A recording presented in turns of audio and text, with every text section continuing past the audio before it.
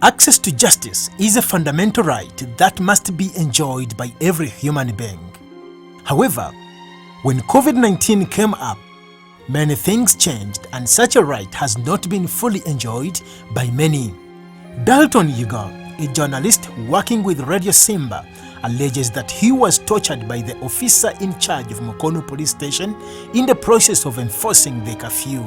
Bali badduka emisinde abalaba bakuba andaba berodi babaduse emisinde wabo tubayingira ebikuba bakuba nalabirawo nga abapolisi babuuka ku patulo nga bajja banzikakanako bankuba emiggo nakanda kwewozaako nti bannange ndi munnamawulire nembalaga ID nembalaga n'essimu nti yine essimu ng'eriko newsroom mulaba ndi mu kuripotinga abasajja basigala bankuba. Assistant Superintendent of Police Chifude Isma also shared his version of the story. So I told him, but it's late. What are you doing at this time? You're broadcasting, you never came to police so that we could be part of you when you're doing this work. I told him, please go home. So after the operation, in the morning, the very gentleman comes to me. He says, are you with your people? When you left, there is a boy who was following you behind. He beat me up, was in a police uniform. So he says, by the time that happened, he lost his 30,000 shillings. So we looked into the matter and probably we said, okay, we are really so sorry if that has happened to you. But what we can do is pay back the 30 what? Pay back the 30,000 if at all you lost it in that process or scuffle with that boy.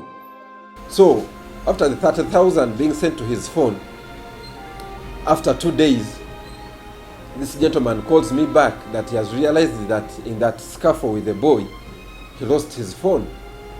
I told him, really, on the phone and the 30,000 when we were with the DPs when you came to office, which one is bigger really? I thought the phone could have been bigger. Why did you present it at that very moment? On 3rd of May 2020, during the World Press Freedom Day, Yiga overturned his allegations, accusing Chifude. That is when I saw news moving around that I myself, that I'm the one who took him up and beat him up. I called Darlington for over 3 days, non-stop, to really confirm to him if it's me who beat him up. And after him coming to me and sitting him together with the DPC to sort out the matter, I was really touched to the extent of me failing to get him. I went to WhatsApp. I even have messages with me here, looking for him on WhatsApp so that I can really engage him and clarify to him what he's saying, giving the nation. It is not true. He knows the truth. I wrote him several messages are here on my phone. I can maybe, you can even bring the cameras closer. Ismail Chifude, he well knows that he tortured me. Moses Magola, the program officer at the Human Rights Network for Journalists Uganda, says currently many journalists have gone through a lot with security personnel. Yes, we are in a very difficult moment of COVID-19, but it's not a state of emergency that human rights are suspended. So the rights of journalists still stand, and journalists were pronounced as essential service providers. Not only journalists have had challenges to access justice, but many individuals. The senior legal officer at the Law Development Center Legal Clinic, Susan Nabiria, says many things changed ever since COVID-19 came in, and it has been so hard for individuals to access justice. Since March 2020, everything changed.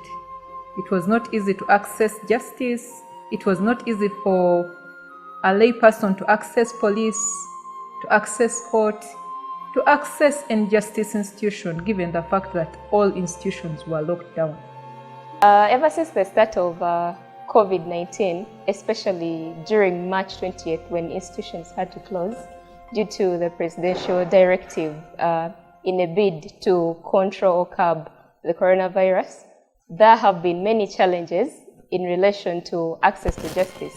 At the LDC Legal Aid Clinic, we mainly deal with poor people and indigents, but the challenges with access to justice are not only limited to those people owing to the lockdown. For instance, if I may start with the challenges for the indigents and the poor people, these are persons who don't have enough resources. They cannot access lawyers. So that means when there is a lockdown and there is no means of movement, there is no means of communication, then these persons are cut off.